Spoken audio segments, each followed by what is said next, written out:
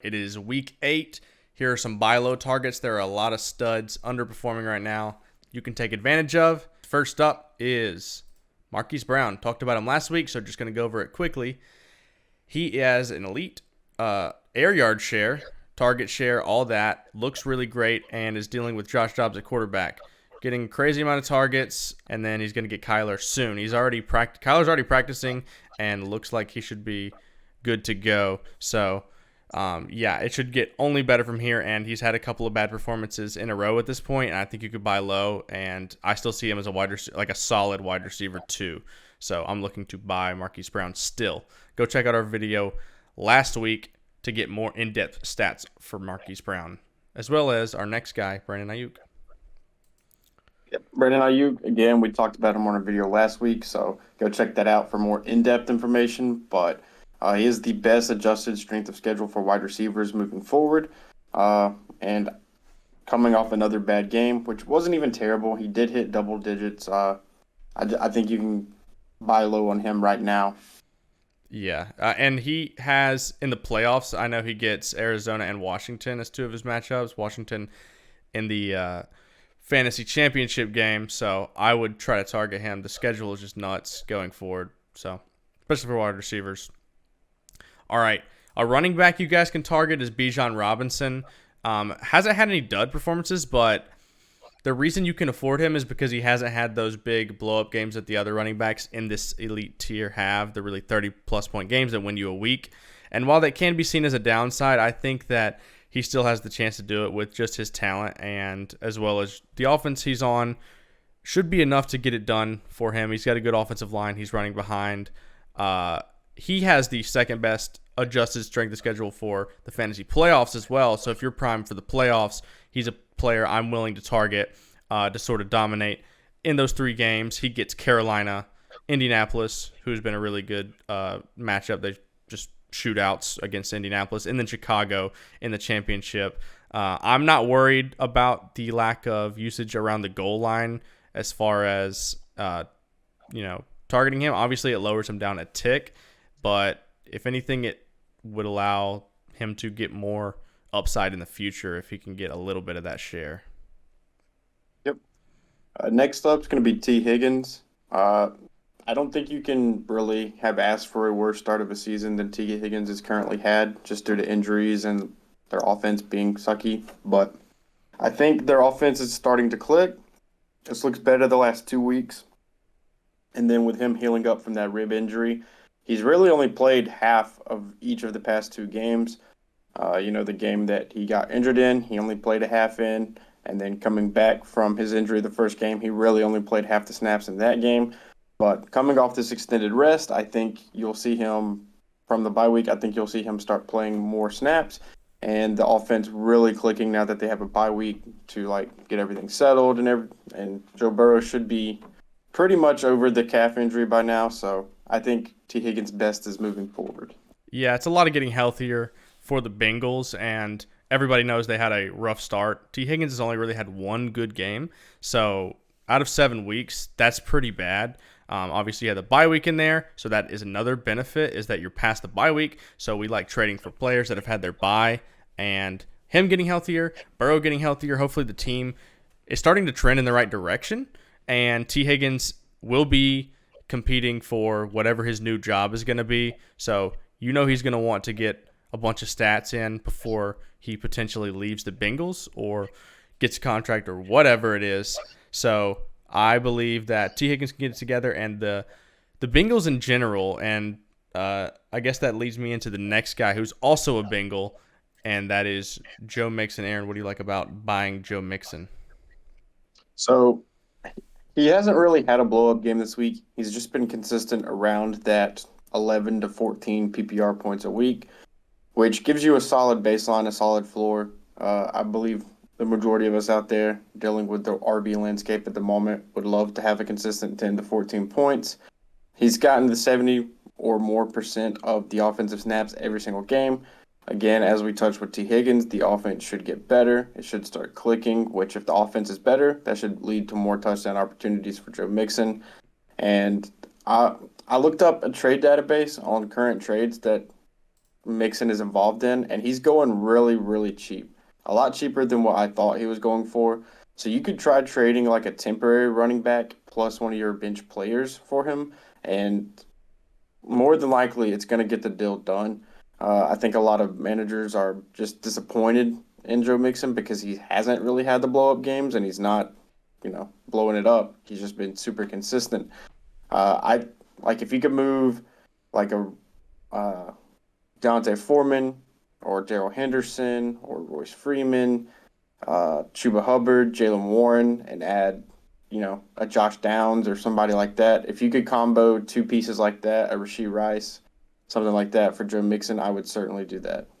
Yeah, if you're struggling to get points in your RB2 slot, then he's going to provide you a floor. As well as I think there's upside going forward. He only has the one touchdown on the season.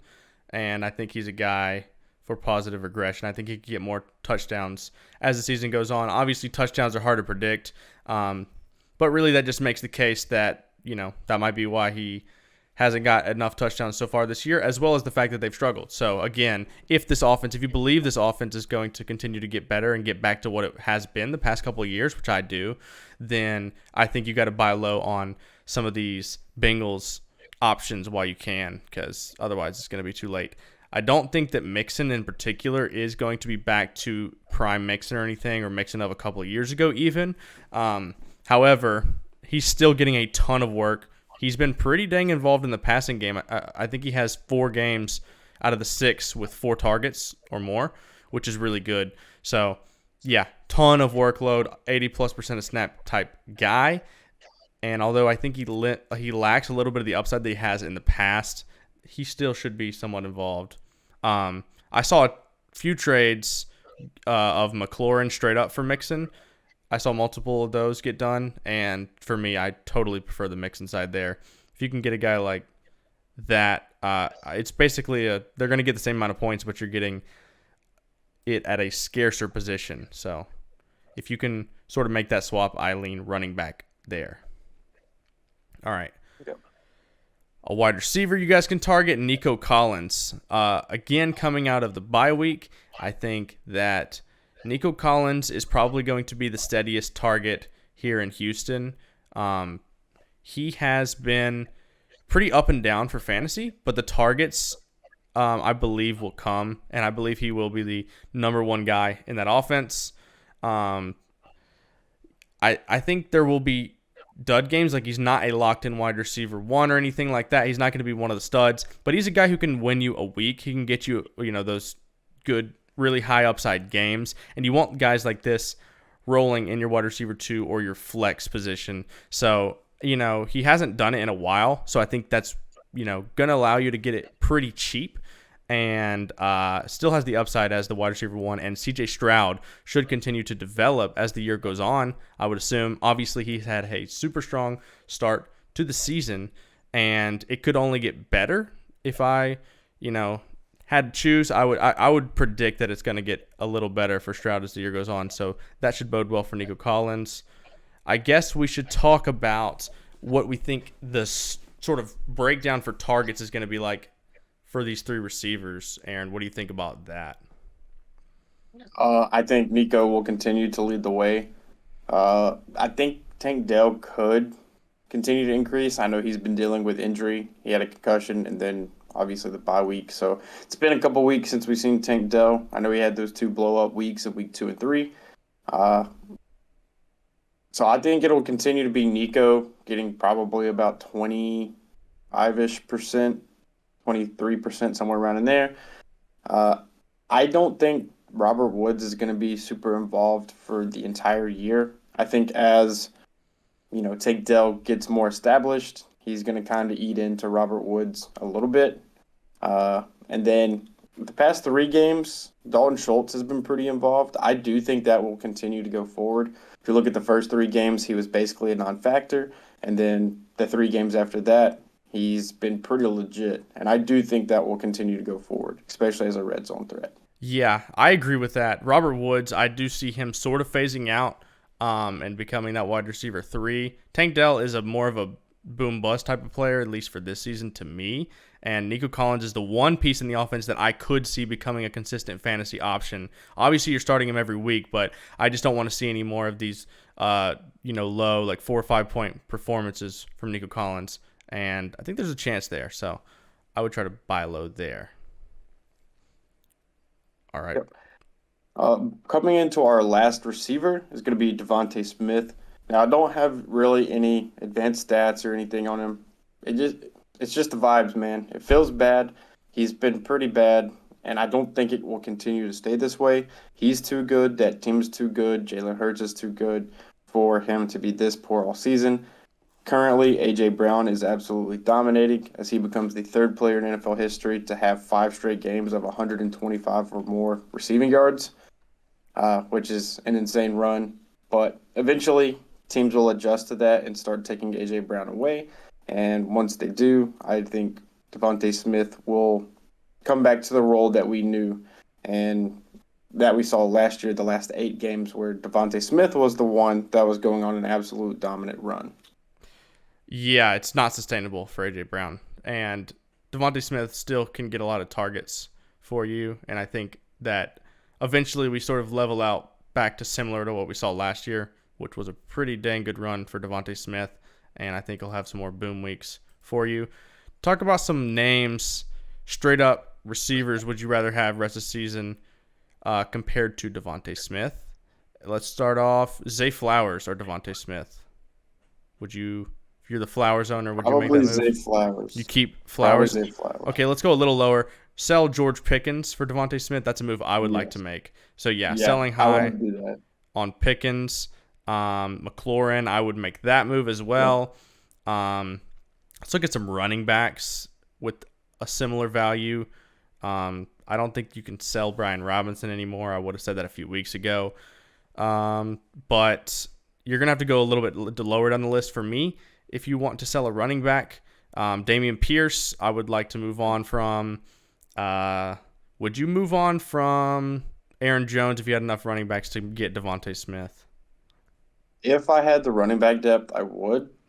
But it would be tough. I'd have to feel pretty comfortable with my running back depth to do that. So that sort of depends on your team. I'd be willing to sell high on a Rashad White or an Alexander Madison or Ramondre Stevenson, those type of guys, if you've got the depth there. All right. Last but not least, Sam Laporta.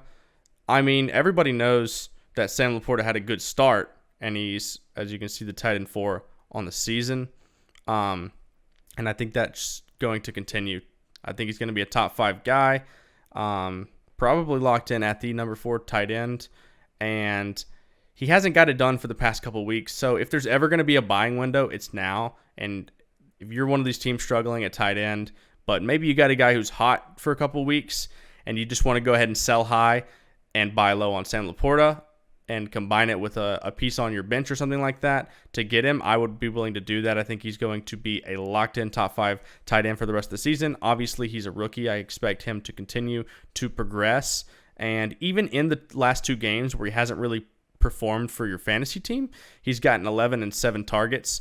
So I think that's exactly what I want to see in a buy low target, and that is, not the greatest fantasy performance, but super involved in the offense, even with Jameson Williams coming back, which might have been worrisome for some people. And now Marvin Jones leaving the team. I mean, I think he's cemented himself as a piece of this offense, and they had a bad game last week against the Ravens, but they're a great team. They're going to bounce back, and he's going to be super involved. Yep. All right. Well, that does it for our trade targets for Week 8. If you enjoyed the content, please consider subscribing. Help us hit 1,000 subscribers. We'd super appreciate it. Anyways, we've been the Fantasy Bros, and we're out.